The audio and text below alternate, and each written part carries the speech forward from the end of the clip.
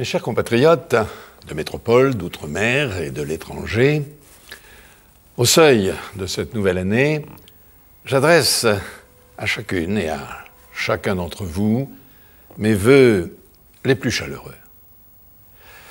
Et en ces instants de fête, je pense d'abord à toutes celles et à tous ceux qui connaissent la maladie, la solitude, la peine. Je pense aussi à nos soldats qui sont engagés sur tous les continents au service de la paix. Et je veux dire à la famille de Bernard Planche que les pouvoirs publics sont pleinement mobilisés pour obtenir sa libération. L'année 2005 a vu s'exprimer les tensions et les interrogations qui traversent notre société. Le non au référendum et la crise des banlieues en portent le témoignage. Avec en arrière-plan une question, celle de la mondialisation. Comment rester nous-mêmes dans un monde qui change d'une manière accélérée? Mais 2005 a aussi été une année de succès pour la France, avec l'A380 d'Airbus, avec Ariane 5, avec le système de navigation par satellite Galileo, avec ITER pour l'énergie du futur. Notre pays s'est porté à la pointe de l'innovation mondiale. La croissance est repartie. Et surtout, nous avons marqué des points face au chômage. C'est un fléau, source de tant de difficultés, de malheurs, de blocages. Depuis 8 mois, mois après mois, le chômage baisse. Déjà près de 160 000 chômeurs de moins. C'est la preuve que vos efforts, que les réformes en profondeur engagées depuis 2002 et que l'action résolue du gouvernement commencent à porter leurs fruits. C'est un extraordinaire encouragement à aller encore plus de l'avant pour gagner la bataille de l'emploi. Mes chers compatriotes, il faut croire en la France. Nous devons retrouver toute la force mobilisatrice et le sens profondément moderne du mot patriotisme. Aimer son pays, en être fier, agir pour lui. Ensemble, nous allons accélérer notre action et nous inscrire dans un projet collectif. Ce projet n'est pas à inventer. Il est à faire vivre dans les principes et dans les actes. Ce projet, c'est la République. Au fondement même de la République, il y a le respect de la loi et des règles.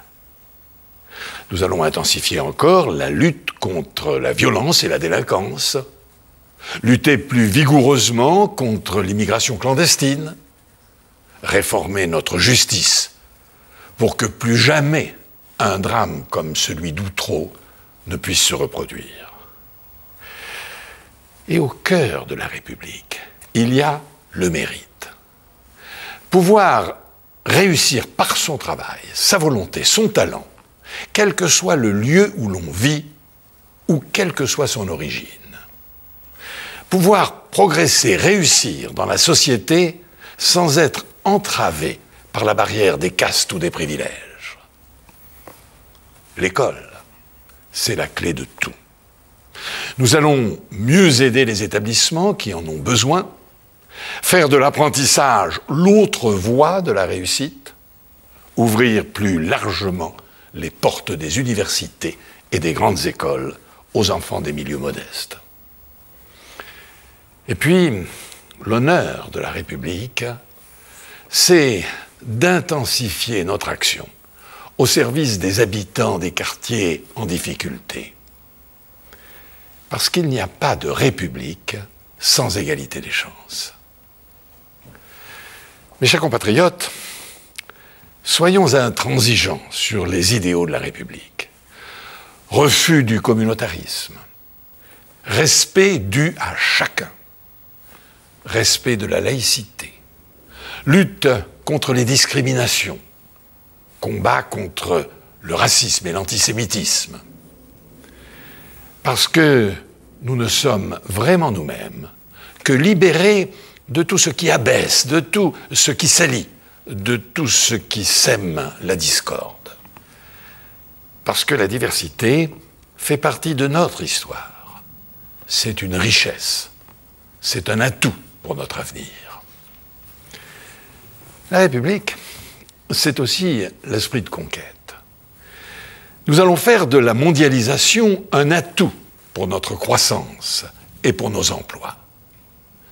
Parce que nous voulons renforcer nos atouts pour l'emploi et garantir un haut niveau de protection sociale, nous allons ouvrir le chantier de la réforme de son financement. Aujourd'hui, plus une entreprise licencie, plus elle délocalise et moins elle paye de charges. Il faut que notre système de cotisation patronale favorise les entreprises qui emploient en France. Ensuite, nous allons, avec les partenaires sociaux, instaurer une véritable sécurisation des parcours professionnels, fondée sur le droit à l'accompagnement et à la formation pour tous et tout au long de la vie de travail. La bataille de la mondialisation et de l'emploi, nous la gagnerons aussi par l'innovation, en allant au-devant des progrès technologiques. Aujourd'hui, nous sommes confrontés simultanément à deux révolutions industrielles majeures. L'énergie, avec l'après-pétrole, qui est la grande affaire du siècle, et le numérique. J'ai décidé d'en faire les deux priorités de notre politique industrielle. La France sera pionnière. Elle agira pour entraîner ses partenaires européens dans la voie de la construction de l'Europe industrielle. L'Europe est essentielle pour notre avenir. Avec tous nos partenaires, nous avons trouvé un bon accord sur le budget européen. Mais il faut à l'Europe des institutions plus démocratiques, plus stables, plus efficaces. On ne peut pas attendre. C'est pourquoi je prendrai rapidement des initiatives pour relancer la construction de l'Europe politique, de l'Europe sociale et de l'Europe des projets. Mes chers compatriotes de métropole, d'outre-mer, de l'étranger, soyons nous-mêmes. Faisons de la mondialisation un atout pour notre avenir. La France a toujours surmonté les défis auxquels elle était confrontée. À chaque fois, elle en est sortie plus forte. La réponse, c'est l'ambition, c'est la fraternité, c'est le rassemblement, c'est la République. Vive la République et vive la France.